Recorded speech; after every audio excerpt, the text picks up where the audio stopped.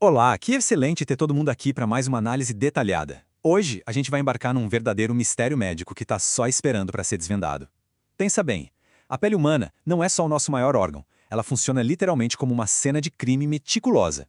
Todos os dias, milhares de agentes externos deixam suas impressões digitais nela, causando vermelhidão, um desconforto absurdo e até condições debilitantes. Para se ter uma ideia, em termos globais, os problemas de pele são uma das principais causas de doenças ocupacionais. A gente está falando de milhões de dias de trabalho perdidos todo ano por causa disso. Então, o nosso objetivo aqui é destrinchar a biologia e a ciência por trás da dermatite de contato.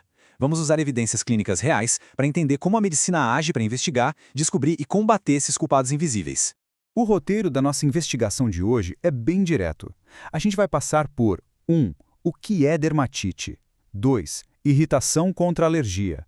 3. As fases da doença. 4. Investigação e diagnóstico. E, por fim, 5. Tratamento e prevenção. Bom, vamos lá. Parte 1. O que é dermatite? Definindo o nosso problema inicial.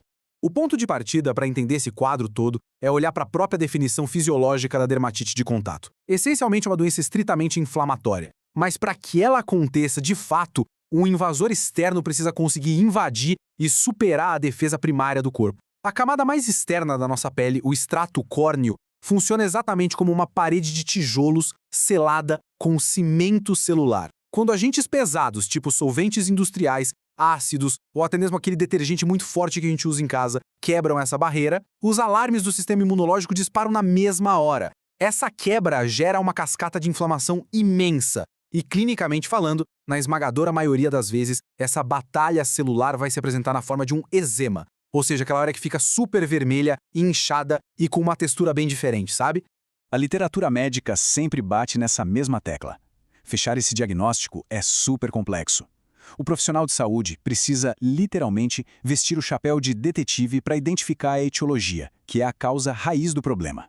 E olha, o desafio é gigantesco, porque a pele humana toca em centenas de substâncias químicas diferentes todos os dias. É o sabonete de manhã, o conservante do cosmético, o metal da chave de casa, os produtos no ambiente de trabalho. Isolar uma única molécula culpada nesse mar de exposições é o mesmo que procurar uma agulha no palheiro. Exige um nível de detalhe no histórico clínico que é de cair o queixo. Isso leva a gente para a parte 2. Irritação versus alergia. Vamos conhecer os dois grandes suspeitos. Agora, esse número na tela é incrivelmente revelador. 60%. A dermatite de contato por irritante primário, que a gente chama pela sigla DCIP, é a grande responsável por 6 em cada 10 casos de dermatoses ocupacionais. Isso prova pra gente que a maioria esmagadora dos problemas de pele no trabalho não vem de alergias raras e misteriosas, mas sim daquele dano físico ou químico do dia a dia.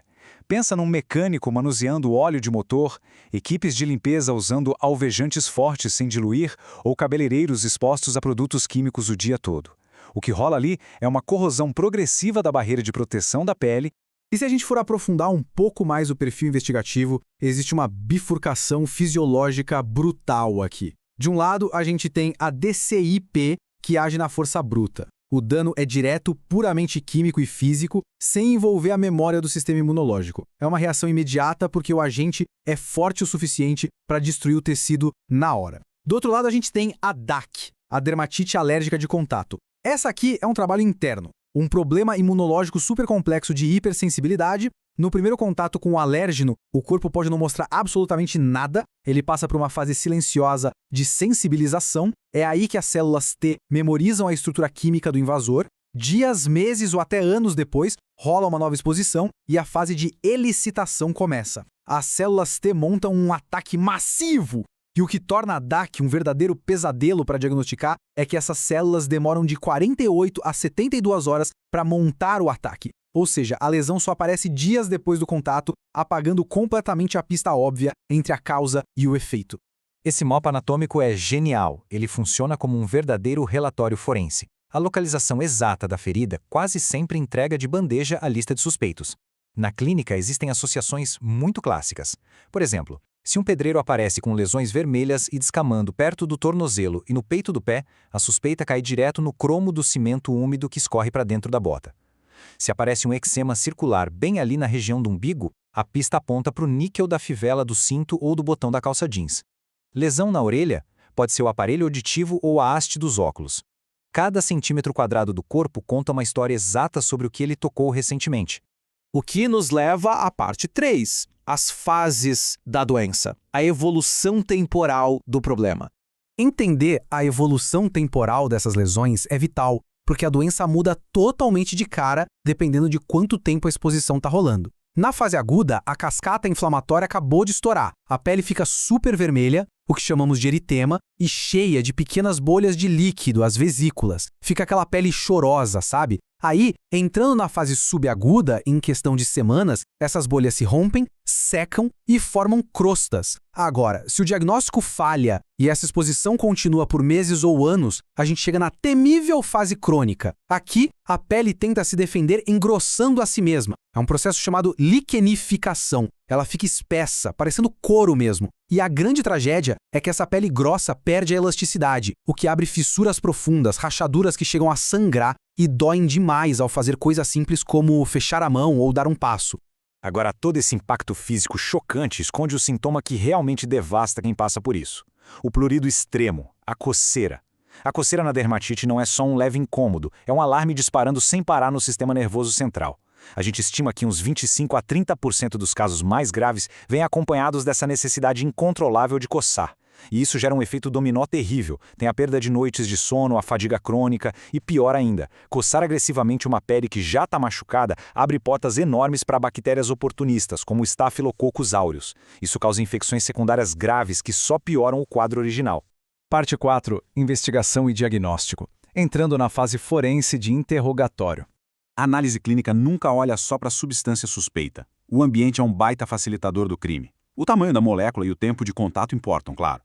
Mas o clima é um cúmplice muito forte e quase sempre ignorado. Frio intenso, vento forte e ar muito seco funcionam como ladrões de umidade. Eles sugam água da pele num processo chamado de perda de água transepidérmica. Quando a pele resseca demais, a barreira de gordura natural sofre microfissuras. Ou seja, no inverno ou num clima árido, aquelas moléculas irritantes que antes não conseguiam entrar, de repente ganham uma rodovia expressa direto para as camadas mais profundas, tornando tudo muito mais grave.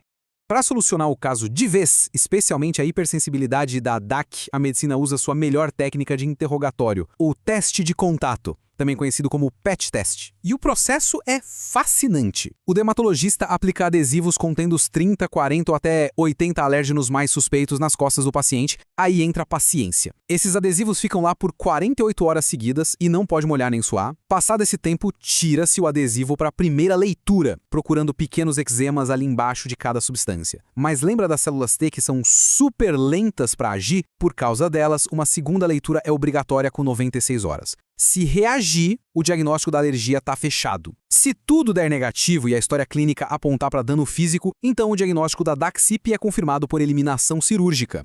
Parte 5. Tratamento e prevenção. O momento de restaurar a ordem. Para fechar o caso com sucesso, existem 3 passos rigorosos. O passo 1 parece fácil na teoria, mas é dificílimo na prática. Remover o agente causador por completo. Pensa bem, se a causa for uma alergia à tinta de cabelo num cabeleireiro profissional de longa data, esse passo exige praticamente uma mudança radical de carreira. Não existe remédio mágico se a exposição continuar. O passo 2 é apagar o incêndio da inflamação. Compressas frias ajudam na fase aguda, enquanto pomadas de corticosteroides vão direto na fonte, desligando a resposta imune local. E o passo 3 é garantir o futuro com prevenção agressiva. Muita hidratação para recompor a barreira de gordura da pele e uso rigoroso de equipamentos de proteção individual, tipo luvas e botas, selando o corpo contra novos contatos. Confia nisso para nunca mais ser confundido com um bebezinho de 2 meses e ser confirmado como um doido que de fato só estragou a outra marca. Os médicos do trabalho e da atenção primária são peças-chave nessa linha de frente. Mas às vezes, o sistema imunológico cria um labirinto impossível de resolver sozinho. É aí que o encaminhamento para o especialista, o dermatologista, se torna indispensável. Especialmente quando os primeiros tratamentos falham, quando não dá para isolar o agressor ou quando o impacto na qualidade de vida é simplesmente grande demais. A gente está falando de dores que impedem o trabalho, noites em claro por conta da coceira e todo aquele sofrimento psicológico de conviver com lesões crônicas tão visíveis e dolorosas. E depois de entender toda essa dinâmica, fica claro que o nosso ambiente está infestado de microscópicos agressores contínuos. Metais puros, produtos de limpeza diários, componentes industriais, substâncias escondidas em cosméticos inofensivos, a lista é absurda. Diante de tudo que a gente conversou sobre a enorme fragilidade dessa barreira protetora que é a nossa pele, fica um questionamento forte no ar. Afinal, quais culpados invisíveis as nossas mãos estão tocando todos os dias se a gente tem a menor noção? É algo para se pensar. Muito obrigado por acompanhar essa análise estruturada até o fim e a gente se encontra na próxima investigação.